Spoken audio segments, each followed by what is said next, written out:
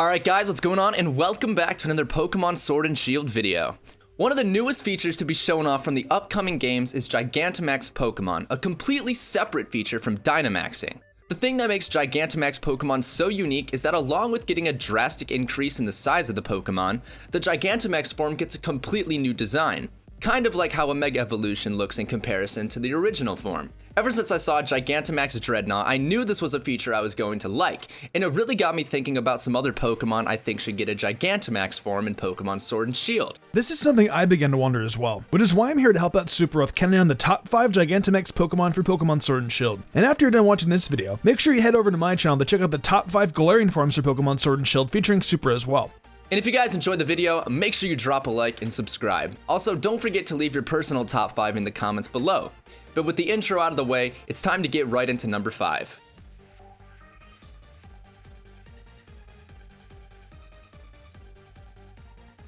In the number 5 spot, we have one of my favorite Generation 5 Pokemon, Aggregates. Now before you say anything, both Mystic and I know that all of the Gigantamax Pokemon officially revealed by Nintendo at the moment are all from Generation 1. So it would be safe to assume that Gigantamax Pokemon only come from Generation 1 Pokemon. However, since this isn't an official rule confirmed by Nintendo, we'll be choosing Pokemon from all of the regions for this list. Okay, but with that clarification out of the way, it's time to talk about this little mummy. Oh, wait, I lied. Actually, before I show the art for Gigantamax Aggregates, I want to thank my boy DarkandWindie for drawing all of the Fakemon you guys are going to be seeing in this video. So please make sure you check out all of his other designs in the description below. I thought a cool concept for Gigantamax Aggregates would be if the Pokemon's coffin opened up and we finally got to see Aggregates' real face, I guess. And this is what we arrived at. Personally, I think this design is amazing, and I honestly didn't think the design would turn out as good as it did. At first, I thought the idea of Aggregates' coffin opening up was a little too far-fetched, but Windy absolutely made it work. The general trend for official Gigantamax Pokemon is not only do they get huge, but they also all look pissed off for no reason. And my dude Aggregates over here has definitely had better days. Also, the Pokemon's hands becoming more monster-like rather than humanoid makes this Gigantamax Pokemon the perfect nightmare fuel.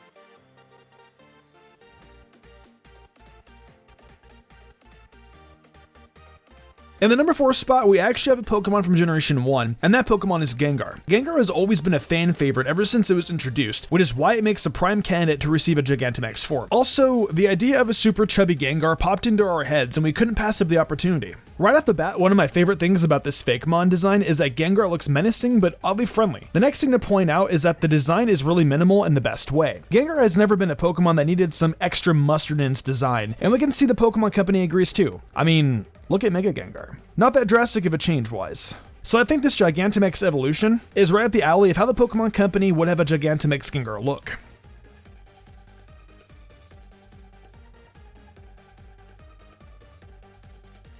Coming in at the number 3 spot, we actually have one of my favorite Pokemon of all time, Absol.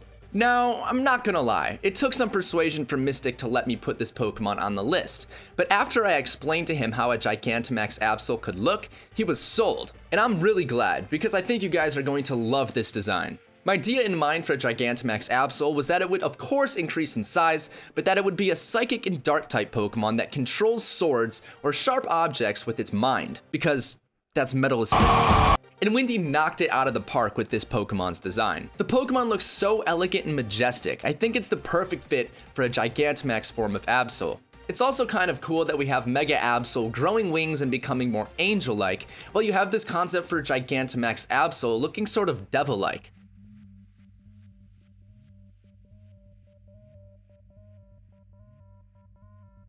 In the number 2 spot, we actually have one of the new Pokemon to be introduced in Sword and Shield, and that Pokemon is Duraludon. Ever since this Pokemon was announced, I've always been on the fence about it. I mean, on one hand, I really want to like the Pokemon because it looks like it's going to be decent in battle, and its design is pretty cool. But at the same time, what is this Pokemon supposed to be? It's definitely an odd design for a Pokemon to say the least, so we think a Gigantamax form will be a good way to level out what this Pokemon is. The concept for this form is simply a mountain. Being part steel type, we thought this could be a cool direction to take a form. I mean, we're already making the Pokemon bigger and it's already part steel, so why not? And Windy truly made the design work. It honestly looks like Celesteela on crack, and I think that's my favorite part. Overall, if this Pokemon doesn't get an evolution, which signs are pointing to no, then I think a Gigantamax is a great alternative route for Duraludon.